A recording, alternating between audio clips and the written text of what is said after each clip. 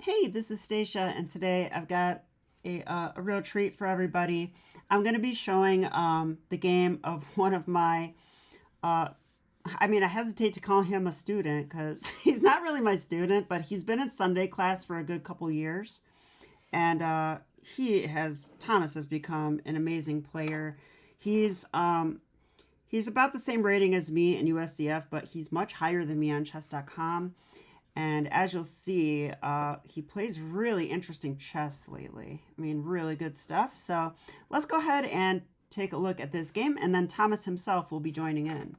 So this game went e4, c6, d4, d5. So it's a Caro-Kann. And here I like to take, but Thomas played f3, the fantasy variation. I don't know too much about this opening, but your Panov attack sucks. I don't want to hear it. Whatever, I crush people with it. So knight f6, I sure do. Knight c3. Cool, I guess. Oh, and they took on e4, and you took back. So look at this nice center. This is why the fantasy is a nice opening. Bishop g4 was wrong. Basically, black has to go e5 here, we learned. That's like the only decent because if you take on d1, king takes d1, and then you go knight g5. Oh, something like or knight this. b5, I can't tell. Yeah, there. Oh, they're going to fork us. And that's how you evenize, and then you play the game out. Huh, okay. So they didn't do that, though. They went here, so you blocked. Take, take. And we learned that you should take with the queen, right? Yeah, I've had this position maybe 5-6 times, but... And I remember actually looking at it, but I didn't play it in the game. And now I go bishop e. I think bishop e3 is the best continuation. Yeah, and the queen. That's yeah. Preference. Ooh, yeah. I'm just doing that. That's my personal preference. Probably knight f3 works though, because they can still stop you from castling though. But no, then you still have bishop. You know what? Never mind. Let's keep going. So they get a pawn, but then the queen's stupid on d4. So e6, e5. Okay, so now he's got the attacking pawn structure. Knight d5. And in these kind of positions, a lot of the time when I have these pawns on e5, I was looking back at some old Morphy games to see one of his bad games, because I like to see what he's romanticized as like a really good player for a time. He was. But I just wanted to see one of his bad games that he lost. I was curious to see how people countered him. He had like a 90% win rate, which was hilarious. Oh and my most of the games he lost were like knight odds. Wow. Yeah, Morphy really was amazing. He was better than ever. And he often plays these knight e5 ideas, just trying to get in on the weak squares. And I want you to think of one key idea. Look at the f6 square in this game. Yeah. This whole game revolved around one idea. Controlling and occupying the f6 square. Because a lot of the time when your king is castled, you can go knight f6, and after they take, you can take with the pawn. And a lot of the time you can win somehow. Depends on the position. This is honestly fascinating, because if you look at the control black has on the square right now, it's insane. Yeah, but he's not going to keep all the pieces there because they're kind of inconvenient on those spaces. Yeah. Okay, so castle. So now you already took control with that. Already in this position, I immediately am seeing, I really want him to castle, so I'm going to look at that f6 square from now on. That was immediately my idea. I only recently, I knew about the f6 tactic, but only recently have I been looking for it in games more often. My radar has been set off for it. Wow. It worked this game. c4, knight to b6, and then I go b3 to just dominate the knight, and go bishop to b2 to further support the f6 square from a distance. Ooh, knight to f4 first, which, okay, how does that help the f6 square? I think I figured it out. Yeah, knight f4, yeah. I realized that was a common idea, and I could also start bringing the queen to g4 if I wanted to. Yeah, and here comes the counterplay. Too bad you literally don't care. Yeah, it's not too threatening. So then I go bishop b2 to further support the f6 square from a distance. Yeah, that's a new idea for me, this one. I like it a lot, because it's x-raying that square from here, and it does play a role later, which is really cool. Yeah. So they Pawn takes, queen takes, and then rook to c8, trying to set up some knight c5, bishop c5 tactic stuff. But that isn't too big of a deal. Yeah, just to show everybody, you could blunder here with something like this. That hangs a queen, by the way. Yeah, so don't do that. But Thomas saw it, and he saw that he could parry it. So queen e3, right? Yeah, just queen e3, just trying to bring the queen back into the game because my See, queen is a little misplaced on the center. And now I can replace a rook on d1, maybe put a knight on e6 if my attack does not work out. Or d6, sorry. Because that's always another idea. And if you ever take my knight, I get this great bishop on b2. So they go here. They're attacking the knight. You want rook Yeah. ad1, attack the queen first. Yeah. Okay. Just started with that. Queen to c7. And now, can anybody guess what Thomas played in this position? Everything has been deflected away from this square, so knight to f6. On a low depth, the computer thinks this is a mistake. But it's very easy to see why it's good. So yeah, it does look good to me. Because if you take the pawn, g takes f6, you have queen to g3, and then king h1, and then you take the pawn, attacking the rook. And notice our hero on b2. Threatening checkmate in 1, and also threatening pawn takes bishop, checkmate as well. Wow. So if, like, for example, let's say you go rook g8, sample line. You simply can take the bishop, check, and then you go e5, and you try to parry it like this. Which is actually an interesting defense. Yeah, but it doesn't quite work because I calculated bishop takes e5. I was hoping for this. Queen takes e5. Knight to g6, I calculated. Whoa, are you serious? Yeah, I'm serious. I'm serious. And let's say you play rook takes g6 or something. That's sick. Queen takes e4, and then I didn't see like the checkmate after this, but I saw queen takes e5, and then I mean, that looks pretty good. That looks pretty good. You're promoting. They're in check. Like, yeah. Oh, there's also this. Oh, bishop man. e5 and knight f6, knight g6. Wow. Wow. That's really cool. I like that one a lot. Okay, so in the game, they did not take the horsey because he looks scary. So they went king h8. In this position, I knew that the knight on f6 wasn't completely right in this specific position.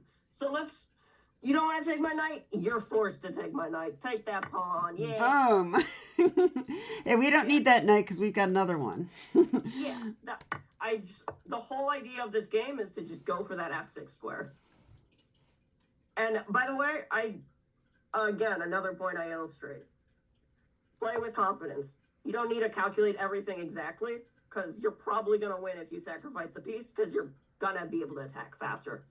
Wow. That's my logic because you're usually going to win if you sack a piece successfully.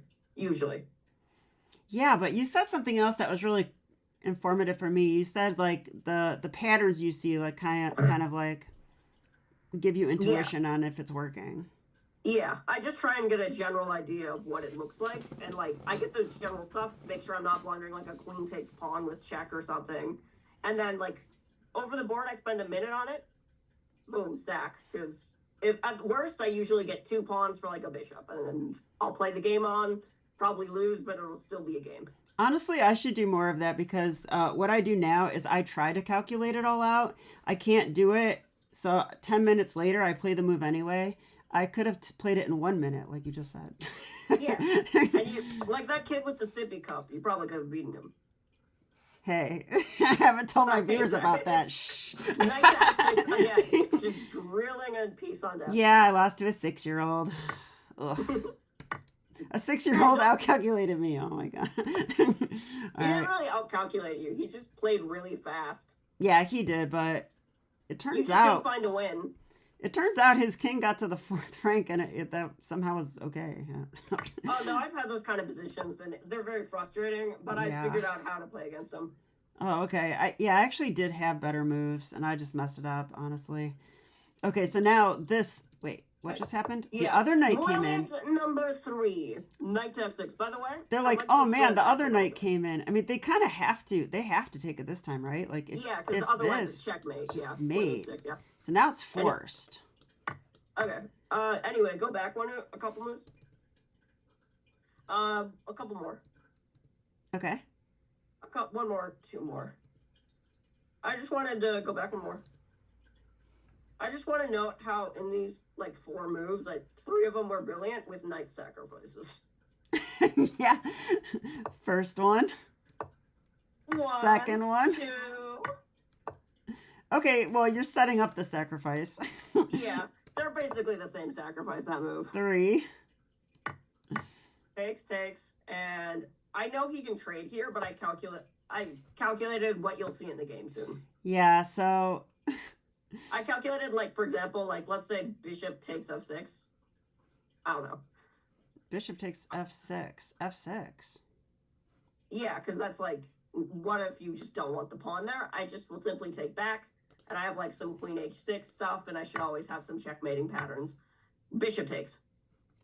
To keep the bishop open on the diagonal. Yeah, that's way better. No, and that's after like way rook better. takes d1, I probably would have just gone queen here, queen check, up, check, king h6, check, and then a similar tactic to end the game. Oh, Anyway. okay. Yeah. Yeah, you see it. This definitely wins. I mean.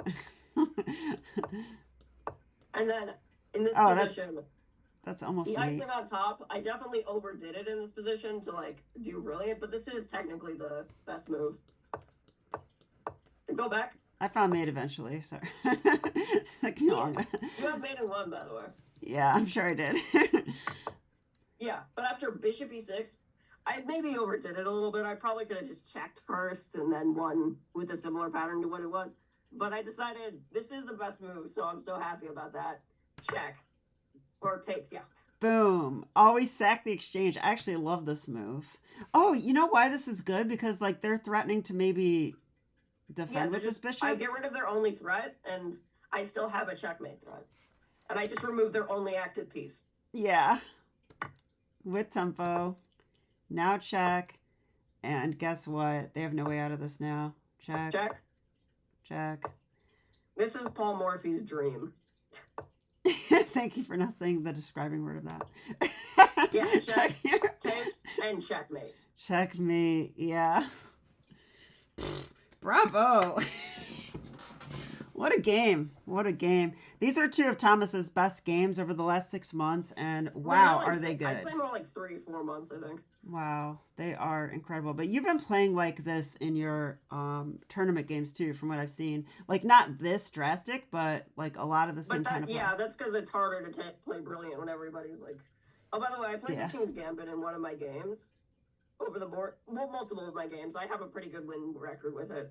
I have like 2 out of 2, I think. I saw you've been doing well with it. Yeah, I've won every game that I've played a King's Gambit with, so that's fun. And Colin's pretty tough, but you got Colin with it pretty easily, it seemed like. Yeah, now he has some prep for it, but now I out-prepped his prep. Yeah, that's how that works. It's actually impossible to out-prep my prep now, so... Yeah, it is. I found an actual line to just get a similar position to what I like to play, and now he can't avoid it unless he wants to lose a bunch of material. Oh, wow. I'm interested what that is. Maybe I could make a King's Gambit guide sometime, but it would be like a game of telephone. I watched a guide, slightly worse explained on this, and then, yeah. Okay, well, I guess that's it, everybody. Hope you enjoyed the game. I'm sure... Wait. Before we finish, do you want to play a game of Hand Brain? Oh, yes, but we don't need the video for that. Okay, bye, everyone. See ya. Wait, no, I want to... Oh.